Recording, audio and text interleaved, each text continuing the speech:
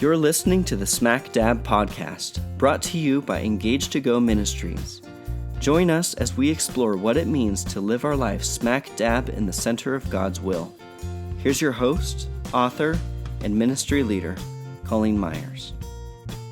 Hi, my name is Colleen, and I'm a recovering judgmental church lady. And today we're going to talk about what is underneath our anger. If you've been around the counseling therapy world at all, you've probably heard someone say that anger is a secondary emotion. And what they mean by that is usually there's something, anger's secondary. There's an underlying emotion that is evidenced and outpoured in anger. And a good illustration of this is, have you ever been at let's say a Target, and a mom has lost her child? So let's say her 6-year-old has run off. She's frantically searched for her little boy and can't find him. So she runs to the customer service counter. She's frantic. And she's saying, I've lost my son. And, everyone springs into action. They usually shut down the doors, and people are sent scattering to look for this little guy. Meanwhile, mom is standing at the counter, and she thinks her life is over. She is weeping. She is pacing. She is wringing her hands.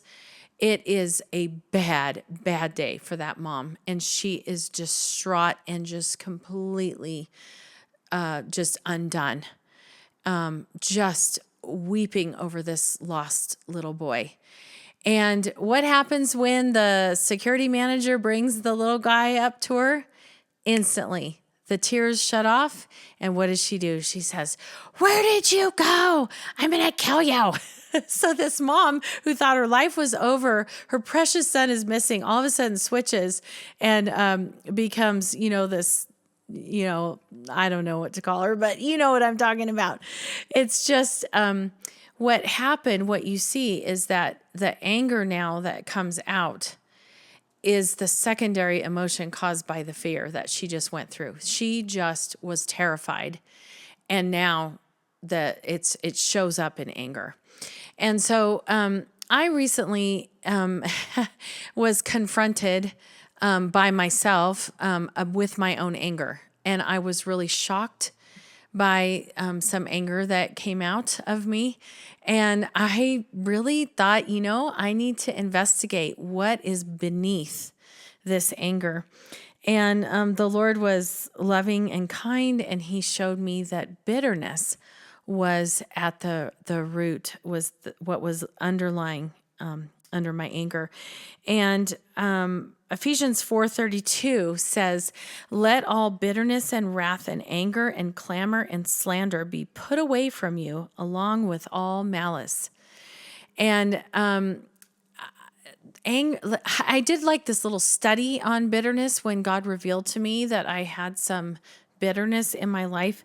And what I found in Hebrews 12:15, the bitterness that's described there is when something happens to someone that makes them sad or disappointed or angry, the root can grow. It's a bitter root can take over, and it grows, and it can grow like a tree and just take over a person's life.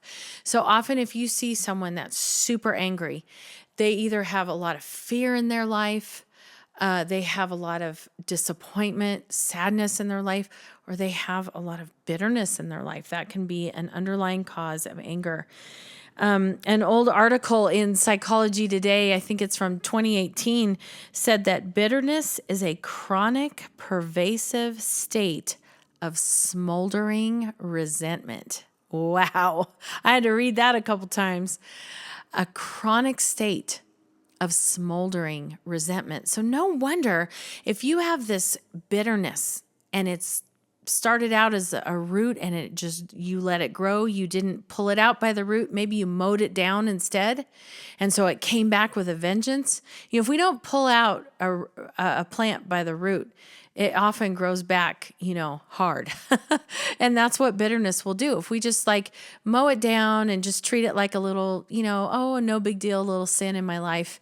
And we don't like really just research it and let God reveal to us what is going on beneath the surface, and then ask him to just pull it out by the root, no matter how painful that might be, no matter how much we have to give up, our personal rights, our lack of forgiveness. We're going to have to give those things up, and we're going to have to be willing to forgive in order for him to pull that root of bitterness out of our life that's causing us to be in this pervasive state of smoldering resentment. So when that's going on, no wonder we can just go from 0 to 60, right? If we have bitterness towards someone in our life, a loved one in our life, all they have to do is say one little thing that just sounds similar to the other little thing that they said 5 years ago that we're still bitter about, and we will just explode. Some people call that a trigger, but you need to understand what's causing that trigger. Well, it's reminding me of something way back here that I have not forgiven. And so it's this smoldering resentment that can just light up at any moment. The solution for bitterness is found in Colossians 3:13. Bear with one another, and if one has a complaint against another, forgiving each other as the Lord has forgiven you, so you must also forgive. The Bible also talks about the folly of the foolishness of keeping a record of wrongs. Keeping a record of wrongs is letting that root of bitterness grow into this huge tree that just takes over our lives. That record of wrongs. We need to, one by one, go through those things and give them to Jesus. Put them at the foot of the cross. Forgive. Otherwise, it will turn into a pervasive state of smoldering resentment. And pretty soon, our anger will be out of control. So let's pull those things by the root. We can't do it on our own. We need to ask Jesus to pull those things by the root, but we need to be compliant in that process. And we need to have a humble heart and remember that we are nothing and Jesus is everything. And we're supposed to put others first, right? And so when we do that, when we see ourselves as we really are, we're sinners in need of a Savior, and God has saved us from so much, it makes it so much easier for us to just go ahead and let go of those past hurts, the things that people have done to us, and let those things go, lay them at the foot of the cross, and ask Jesus to help us just pull the bitterness out by the root so that we can get a hold of this anger problem that some of us have in our lives. We need to look at, where is that anger coming from? Look beneath the surface. What's under? What's behind the anger? Is it fear? Is it bitterness? Pray about it, and God will show you what it is. I challenge you to do that, because that's what I did. I said, what's wrong with me? What's going on with me? Why am I so angry all the time? Why do I go from 0 to 60?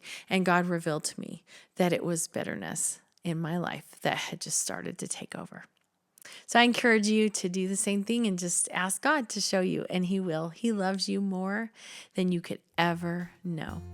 Thanks for joining me today. Thank you for listening to this episode of the Smack Dab podcast. If this has been a blessing to you, please consider helping us continue by making a donation to our sponsor at engagetogoministries.com.